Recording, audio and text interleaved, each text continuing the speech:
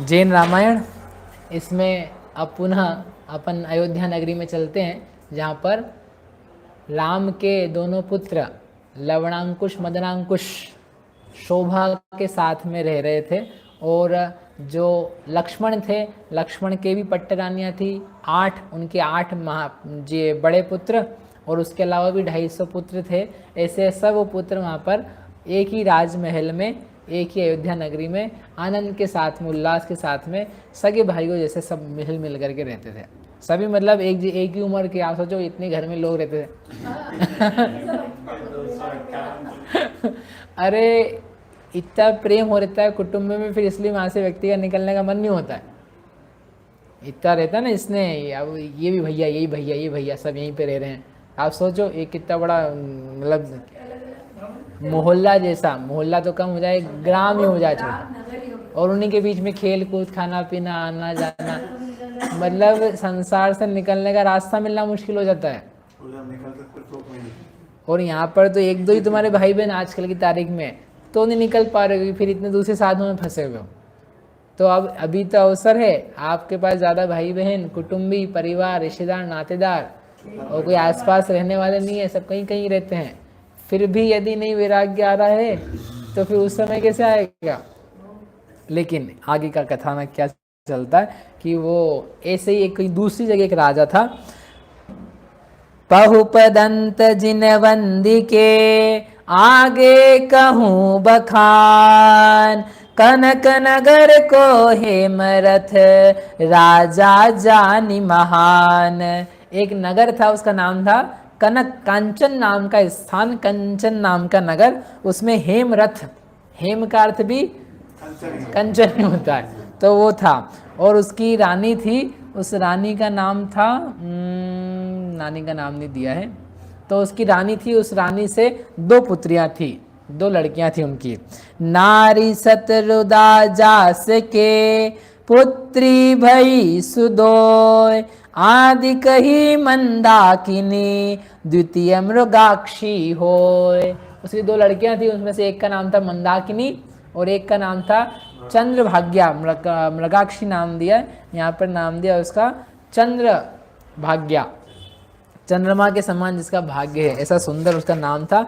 और जैसे उनके नाम सुंदर थे, वैसे ही वो रूप में अतिशय देवांगनाओं को भी जीतने वाली, शची इंद्राणी को धूल कर देने वाली, इस प्रकार के अतिशय रूप से युक्त थी, यौवन से परिणत हो रही थी और अत्यंत गर्वित थी।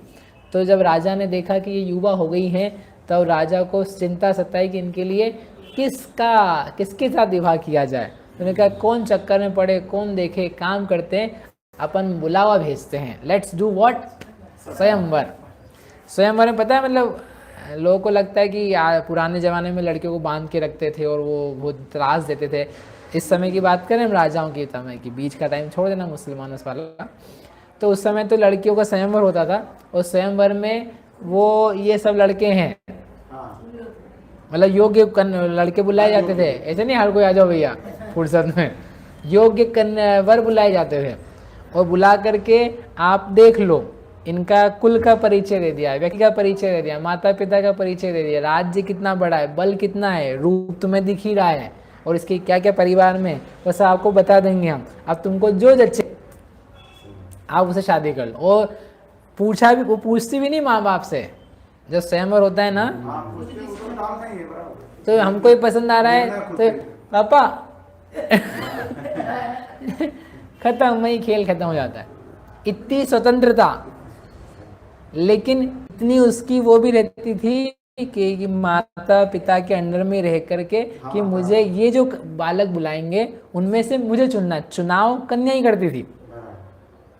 इसको बोलते हैं परफेक्ट अरेंज मैरिज, जिसमें कि उसकी भी रह गई और उसकी भी रह गई, मतलब इनके जो कुल हैं, कुलों की मर्यादा भी नहीं टूटी, और मेरे को तो इससे शादी करा ही दिया, ऐसा भी नहीं भाव है, पल्ले बांध दिया, ऐसा भी।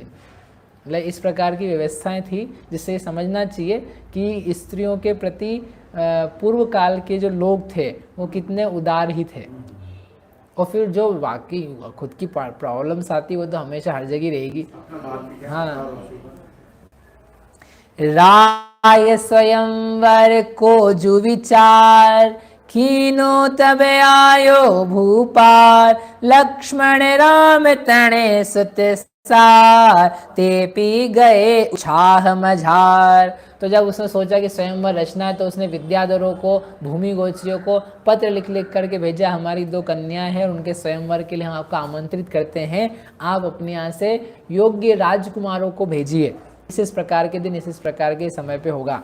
ऐसी आशय का एक पत्र उन्होंने अयोध्या में भेजा राम लक्ष्मण के पास। तो राम लक्ष्मण के पास पत्र पहुंचा तो राम लक्ष्मण खुद आएंगे अब, अरे वो अब बड़े हो गए, उनको स्वयंवर में नहीं बुलाया है। उन्होंने ये बोला, उस पत्र में लिखा था आपके यहाँ से कुमारों को भेजिए, आप मत आ जाना कि आपकी वांछाएं नहीं मरी हो तो आप भी चल के आ जाओ, आपके यहाँ से कुमारों को हमारी कन्या के लिए भेजिए। क्योंकि जो लोग होते हैं ना वो भी होशियार होते हैं कि भाई ये राम लक्ष्मण जो है अभी ये ज़्यादा उम्र के हो गए हैं, अब ज़्यादा उम्र के हो गए हैं तो ये जल्दी मर जाएंगे, हमारी कन्या विधवा हो जाएगी।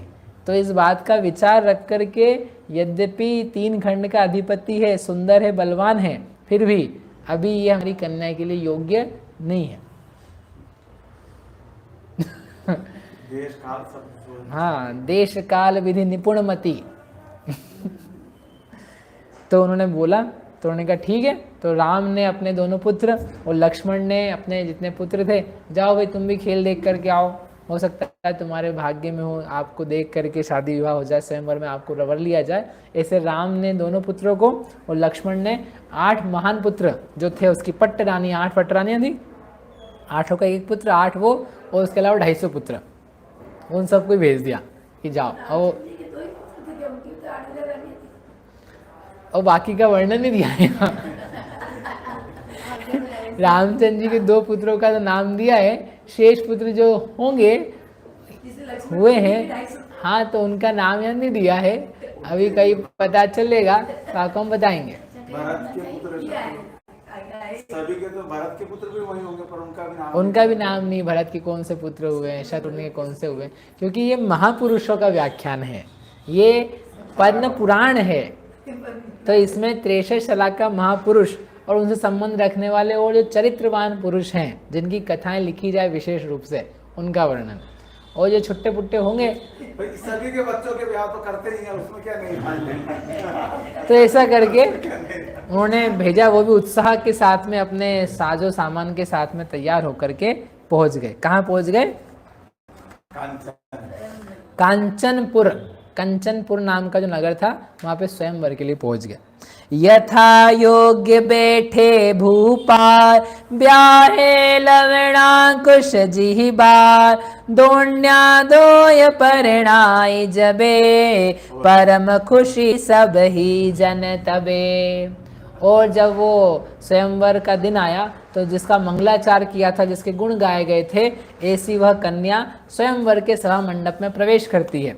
और जब प्रवेश करती है तो लोग उसको देखते से, जो राजकुमार आए थे वो हक्के बक्के रह जाते हैं। अभी तक तो सुना था, अब उन्होंने देखा इन दोनों को, और कुछ तो उसको देख कर के लज्जा से युक्त हो गए, कुछ उसको देख कर के विह्वल हो गए, कुछ काम से पीड़ित हो गए, कुछ सोचने लगे किसको प्राप्त होगी, ओहो ये अतिशय सुंदरी जिसके भाग्य में आएगी, वास्तव में उसी का भाग्य, वही पुरुष है, बाकी सब तो अपुरुष हैं।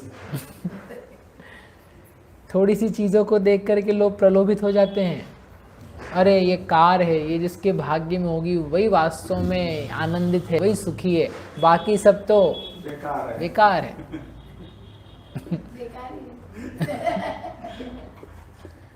तो ऐसी कल्पना नहीं किया करो। जगत का एक भी सामान ऐसा नहीं है कि जिसके होने पर आप काम के हो और नहीं होता आप बेकाम हो जाओ, बेकार हो जाओ। जगत की एक भी चीज़ दिखे और आपको ऐसा लगने लग जाए इसके बिना तो अपना जीवन क्या है, तो समझ लेना कि तुम्हारी बुद्धि जो है वो भ्रष्ट हो चुकी है, पतित हो चुकी है। जिनेंद्र भगवान को देख करके आपको लगे इनके बिना हमारा जीवन क्या है, तुम बिन में व्याकुल भयो, जैसे जल बिन मीन, आपके बिना मैं कैसे रहूँगा, आप मेरे स्वामी हो, आप क्या हो, उधर मत देखो मैं यहीं बैठा हूँ। तुम बिन में व्याकुल भयो जैसे जैसे जल बिन बिन। हे प्रभु आप हमारे नाथ हो। उनको आप कह सकते हो, आत्मा को देख के कहो कि हे आत्मन, हे ज्ञान दर्शन स्वभाव, तुम्हारे बिना मैं क्या हूँ, तुम्हारे बिना मैं अधूरा नहीं, हुई नहीं। ऐसा आत्मा के स्वभाव को देख करके ऐसा देखो जैसे वो लोग देख रहे थे, राजागण देख रहे थे उन दो कन्याओं को। दो कन्या ने ज्ञान दर्शन को देख करके अहो यही रूपवान है, उसी का भाग्य धन्य जिसके पास ये, जिन्होंने इसकी पहचान कर ली, प्राप्त कर लिया।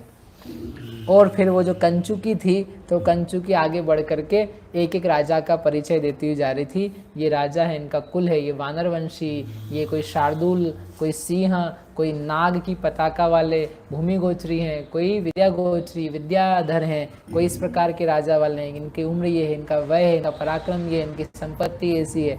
ऐसा करके क्रम क्रम से वह दिखाती जा रही थी। जहाँ वो पहुँचती थी तो उन लोगों की कांति जो थी कुमारों की वो फीकी पड़ जाती थी। कन्या जिसके ऊपर निगाह डाल देती थी तो वो बस उसको देखते अपने आभूषणों को ठीक ठीक करते हुए करने योग्य क्रिया को भूल जाते थे कि हम करें कि नहीं, क्या करें। आपके महाराज में अचानक साधु महाराज पहुंच जाए आपके घर में तो आपको समझ में ही नहीं आती है कि अब क्या करें क्या नहीं करें। आप ढूंढते हो आदमी को, अरे भैया जी आप करा दो हमारा घर में। दूसरे के घर में जा जाके आप सबका आहार करा देते हो, और आपके घर में महाराज जी आ जाए तो आदमी इधर उधर हो जाता है कि डर लगा उसको। तो जैसे वो समझ में नहीं आती है, वैसे उस समय जब वो कन्या की निगाह किसी राजा पे, राजकुमार पे पड़ रही थी, तो वो लोगों को समझ में नहीं आ रहा था हम क्या करें क्या नहीं करें। और जब वो आगे निकल जाती थी तो उनको लगता था अरे अपनी किस्मत खराब है, अपनी काम नहीं बन पाया। आगे चंचल हो जाते थे, वो सोचते थे ये सौंदर्य रूपी ज्वर के मद से भरी हुई ये कन्या हम में से किसका वरण करेगी, आज किसका भाग्य खुलेगा। भाग्य वो खोलेगी कि भाग्य तेरे पास है। अपने को नहीं देख रहा था, कन्या देख रहा था हर व्यक्ति। और ऐसे चलते चलते जब लवणांकुश के पास में पहुंची, लवणांकुश का परिचय दिया। परिचय तो क्या दें, जैसे ही उन्होंने देखा, एक कन्या ने लवण को देखा, एक कन्या ने अंकुश को देखा, मदन अंकुश को, तो देखते से ही उनके ऊपर मोहित हो गई। और मोहित होकर के उन्होंने उनके गले में वरमाला डाल दी। उनके साथ में मानो उनका विवाह पक्का ही हो गया। ज़्यादा कुछ परिचय की जरूरत नहीं पड़ी, बहुत जल्दी काम समाप्त हो गया। जहाँ वो लोग खड़े थे, लोगों ने देखा अरे कौन है, अच्छा ये जानकी के पुत्र रघुनंदन। सब ने हर्ष से तालियां बजाई, खुश होकर के बोला इनकी कन्या ने जो है ना बहुत अच्छा काम किया है, उत्तम चुनाव किया है, इनके लिए यही योग्य थी और कन्याओं के लिए यही योग्य थे। और इसका नाम मंदाकिनी है, इसने लवण को चुना है। तो मंदाकिनी यानी जैसे गंगा नदी, मंदाकिनी का अर्थ होता है गंगा। गंगा नदी निकल करके लवण समुद्र में पहुंचती है। तो वैसे इस मंदाकिनी ने लवण को चुना है, तो क्या गलत किया है। नदी सागर में मिलती है। हाँ, नदी सागर में मिलती है। तो ये गंगा नदी मंदाकिनी है, ये लवण रूपी सागर में अंकुश में मिल गई है। बोले अच्छा किया इसने, बढ़िया किया। उधर चंद्राबा ने भी मदनांकुश थे, वो उनका वर्ण कर लिया। सब लोग बहुत खुश हुए और सब जगह से मंगलाचार बजने लगे, बाजे बजने लगे और उत्कृष्ट सिंह नाद हुआ। वहाँ पर हर्ष हुआ, मानो दिशाएं फटी जा रही थी। ऐसे के बीच में अनेक लोगों ने कहा हम लोगों ने ये उत्कृष्ट संबंध देख लिया जो इन कन्याओं ने राम के पुत्रों को ग्रहण किया, ये बहुत योग्य कार्य हुआ है। ऐसी वाणी सब जगह फैल रही थी। अब जब ऐसा हो रहा था और उसके बीच में एक घटना और घटना चालू होती है। क्या घटना चालू होती है?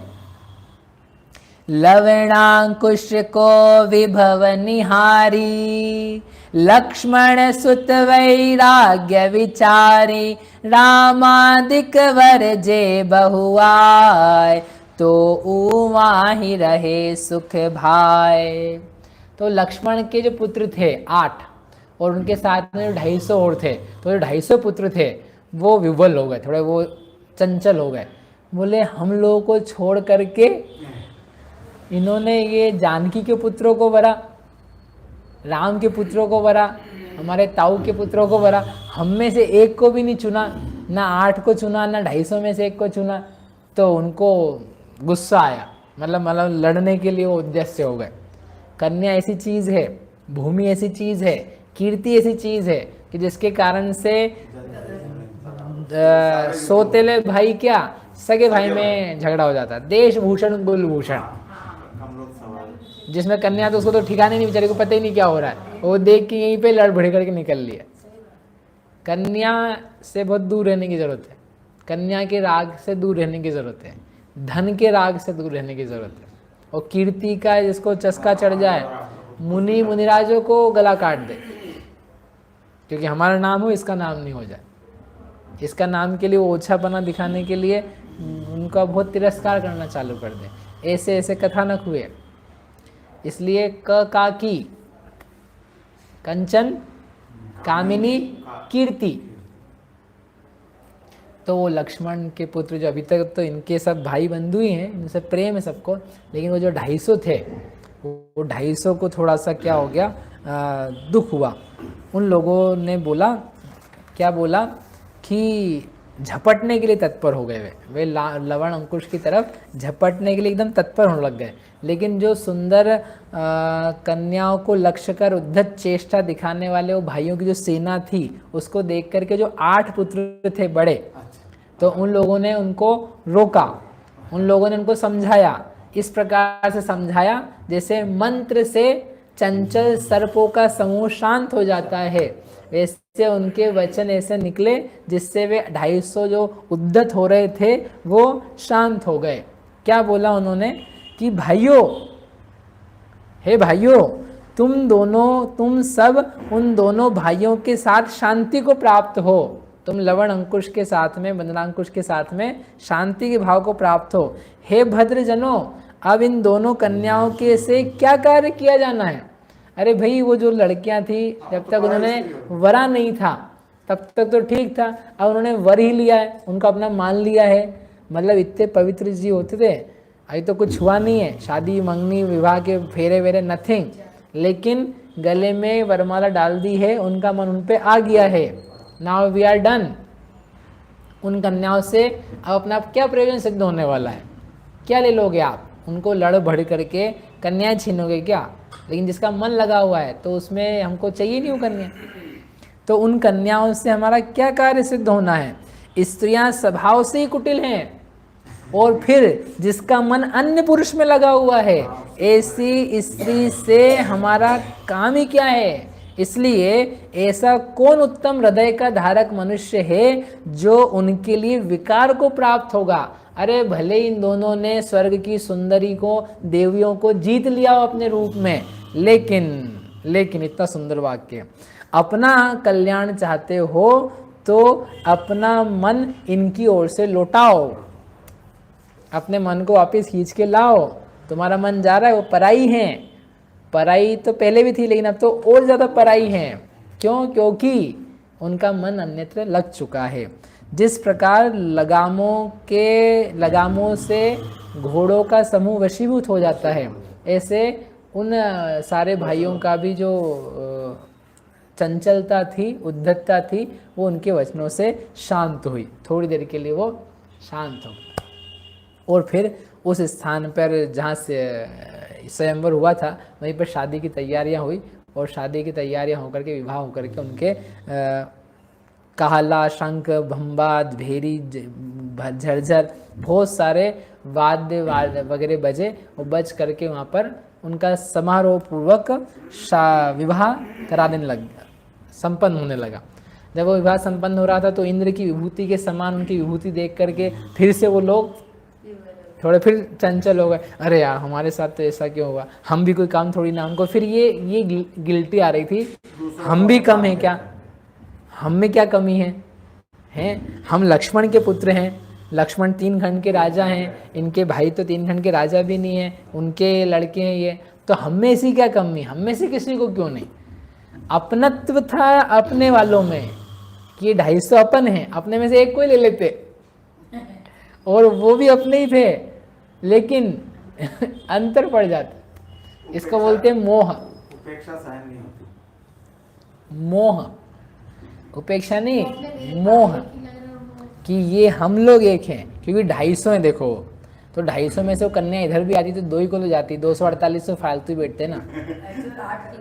हाँ मतलब तो उनको नहीं अपने भाइयों को ही, हमारे पिताजी एक हैं, हम एक ही हैं, ये एकत्व भावना, मिथ्या एकत्व, इसी में संसार चलता रहता।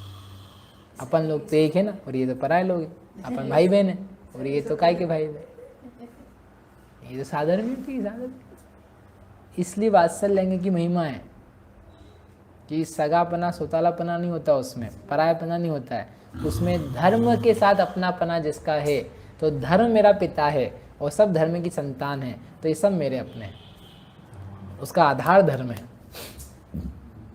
तो वो फिर से थोड़े से ऐसे उनको ऐसा लगा कि हम लोग लक्ष्मण के मतलब हमारे पिताजी की कोई इज्जत है कि नहीं है, हम 3 खंड के राजा के लड़के हैं, उसका जाति गर्व क्या, कुलमद का उदाहरण है, हम भी छोटे थोड़ी ना है, हम में से क्या कमी है। अब इनको कौन समझाए, दुखित सुविधा जीवा कमोदयन हो यदि सव्वे, ये कर्म के उदय से चीजें संयोग वियोग होते हैं, द्रव्य क्षेत्र काल भाव के अनुसार मिलता है। ये पूर्व भाव में मुनि पद धारण करके ग्रेवेक से आए हैं। ये लवकुश की कथा आ चुकी ना पहले, ये ग्रेवेक से निकल गया, इनका पुण्य अतिशय था, और हम लोग कहाँ से आए, हमारी कथाएं तो पता ही नहीं, भगवान ने बताया ही नहीं है। कौन समझा उनको, तो वो समझाते हैं। वो फिर से हम में से इन लोगों ने, एक भी कन्या ने हमको नहीं वरा, इनको वरा, जगत की ऐसी विचित्र चेष्टा है, ऐसा वो सोच रहे थे। जगत की ऐसी विचित्र चेष्टा है, कर्मों के विचित्रता के योग से ये पूरा विश्व विचित्र ही जान पड़ता है। जहाँ जिस कारण से जिस प्रकार जो वस्तु पहले से ही प्राप्त करने योग्य होती है, वहाँ उस व्यक्ति को उन्हीं कारणों से वैसे ही प्रकारों से वो वस्तु अवश्य प्राप्त हो जाती है। लिखा है ना शास्त्र में, वो उसको उसी को प्राप्त होने लायक थी, इसलिए वो उसको ही मिली। इस प्रकार जब लक्ष्मण के ये भी सोच करके वो शोक ही कर रहे थे, वो खुश नहीं हो रहे थे कि ऐसे ये ऐसा स्वभाव है, ऐसा नेचर है। जब व्यक्ति हार जाता है ना, हार के समय, अरे भाइयों तुम लोगों की दशा देख करके मुझे हंसी आ रही है, आप लोग हंसी के पात्र बन रहे हो, आप लोगों के ऊपर मुझे दया आती है। स्त्री मात्र के लिए इस तरीके से तुम रो रहे हो, काय के लिए रो रहे हो? स्त्री मात्र के लिए, 2 लड़कियों के लिए, ऐसे बच्चों लड़कियों जैसे रो रहे हो तुम लोग। तुम पुरुष हो, तुम महापुरुष हो, तुम वीर हो कि क्या हो, लड़कियों के लिए रो रहे हो तुम, ऐसा बोला। स्त्री मात्र के लिए इस तरह क्यों शोक कर रहे हो? ये सारे बच्चों को सुनना चाहिए। लड़कियों के पीछे भागते रहते हैं, जहाँ लड़की नहीं मिलती, ओ हमारा हुआ नहीं, हमारा सेट नहीं हुआ, हमारा अफेयर बिगड़ गया, और हम क्या हैं, अब हम हताश हैं, हम जहर पिएंगे, हम मर जाएंगे, हम पढ़ेंगे नहीं, हम ये नहीं करेंगे। तुम्हारा दिमाग ठीक है, तुम लड़के हो कि नहीं हो, हैं कि ये नपुंसक हो? स्त्री के लिए शोक करना, और फिर जिसने तुमको छोड़ ही दिया है, जिसका मन कहीं और लगा है, ऐसे पुरुष स्त्री से क्या प्रयोजन है? तुम लोगों की इस चेष्टा से हमको परम हास्य उत्पन्न होता, हमको बहुत हंसी आ रही, तुम्हें क्या हो रहे हो, तुम्हारी चेष्टा मजेदार नहीं है, हंसी की लायक है। अरे हमें इन कन्याओं से क्या प्रयोजन है? अब उनका वाक्य, हमें तो मुक्ति की दूती स्वरूप जिनेन्द्र भगवान की कांति की प्राप्ति हो चुकी है। हमें स्त्री जिनेन्द्र भगवान की कांति, जिनेन्द्र भगवान का दर्शन, जिनेन्द्र भगवान के दर्शन से उत्पन्न महावैराग्य, वो हमको प्राप्त हो चुका है। वह मुक्ति की दूती है। मुक्ति तो मुक्ति है, मुक्ति की दूती, मुक्ति से मिलाने वाली जिनेन्द्र भगवान की कांति, जिनेन्द्र भगवान का महात्म्य, उनके महात्म्य से हमने समझ लिया है कि हमको मुक्ति प्राप्त होगी। ओ हमें इन कन्याओं से क्या प्रयोजन है? हमें तो उस दूती रूपी कांति की प्राप्ति हो चुकी है। हमारे मन में जिनेन्द्र मुद्रा का स्वरूप झूल रहा है। कहाँ वो 8 कुमार ऐसे प्रसंग में भगवान का स्वरूप विचार कर रहे हैं, और वो 250 रो रहे हैं, और ये 2 स्त्रियों में लगे हैं। 3 अलग अलग प्रकार के, एक हर्ष में है, एक विषाद में है, और एक भक्ति में है। और वो बोले कि हमारे मन में तो ऐसा हो रहा है, फिर क्यों मूर्खों के समान तुम व्यर्थ ही बार बार वो स्त्रियों के लिए तुम शोक कर रहे हो।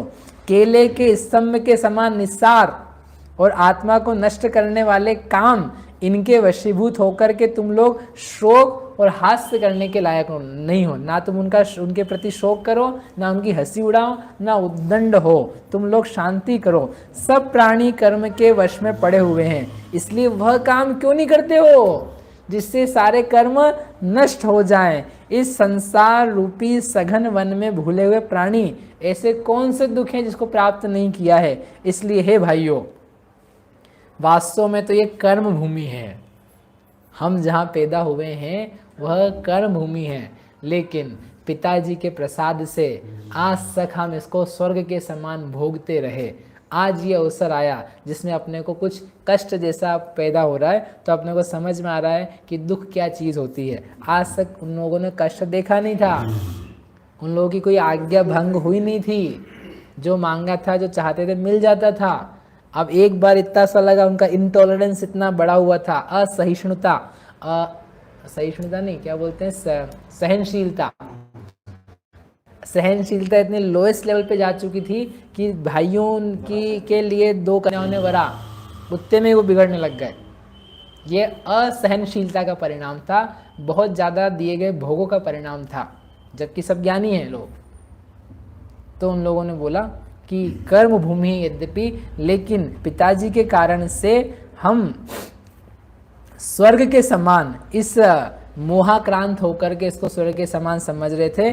पहले बाल्यावस्था में पिता की गोद में रहते हुए किसी के द्वारा बांची गई पुस्तक में मैंने सुना था, वो 8 पुत्र बोल रहे हैं, मैंने सुना था कि सब भवों में मनुष्य भव दुर्लभ भव है, यहीं पर रत्नत्रय की आराधना हो सकती है, और उसे पाकर जो अपना हित नहीं करता वो ठगाया जाता है, उसे कर्म ठग लेते हैं। यह जीव पात्र दान से ऐश्वर्य को, तप से स्वर्ग को, ज्ञान से मोक्ष को और पाप से दुखदायी गति को प्राप्त करता है। ऐसा हमारा सुना हुआ है, निश्चय है। हम जानते हैं कि पुनर्जन्म होगा, फिर भी जान करके यदि हम अपने कल्याण में नहीं लगते हैं तो हमसे ज़्यादा मूर्ख कौन होगा। इसलिए भाइयों, अब हमने नक्की कर लिया है क्या कि अब हम दीक्षा धारण करेंगे। अब हम दीक्षा धारण करेंगे, अब इस संसार में नहीं रहेंगे, ये कन्याओं के स्वरूप को नहीं देखेंगे, अब ये चक्कर में नहीं फंसेंगे। अब तो वो काम करेंगे कि जिसके कारण से कभी अपने को ऐसा दुख कष्ट जो आपको दिख रहा है वो हो ही ना। अब इनको तो कुछ हुआ ही नहीं था, इनको तो कोई परिणाम बिगड़े भी नहीं थे। ये 250 को देख देख करके इन्होंने उनको उपदेश दिया और कहा कि बस अब बहुत हो गया, अब हम यहाँ पर नहीं कहेंगे। ऐसे वे वीर कुमार प्रतिबोध को प्राप्त हो गए, वैराग्य को प्राप्त हो गए, संवेग भाव को प्राप्त हो गए, और वहाँ से निकल के फटाफट गए अपने पिताजी के पास, और उनके पास हाथ जोड़ कर उनके उन्होंने बोला, क्या बोला वो अपन कल देखेंगे। लेकिन कल्याणकारी भाव को प्राप्त हो गए। किसी की शादी हो रही है और दूसरे की भी शादी हो रही है, एक की चर्म स्त्रियों से शादी हो रही है और एक की मुक्ति सुंदरी से शादी होने वाली है। ऐसा जान करके कौन सा प्रसंग का वैराग्य में कारण बन सकता है, ऐसा विचार करते हुए हर प्रसंग में अपने ज्ञान वैराग्य को जागृत करें। ऐसी मंगल भावना से मिथ्यातम नाश वेको, ज्ञान के प्रकाश वेको, आपा पर भास वेको, भानु सी बखानी है, छहो द्रव्य जान वेको, बंध विधि भान वेको, सपर पिछान वेको, परम प्रमाणी है, अनुभव बताए वेको, जीवन के जताए वेको, काहू न सताए वेको, जहाँ तहाँ तार वेको, पार के उतार वेको, सुख विस्तार वेको, यही जिनवाणी है। हे जिनवाणी भारती, तो ही जपो दिन रैन, जो तेरा शरणागत है सो पावे सुख चैन, जावाणी के ज्ञान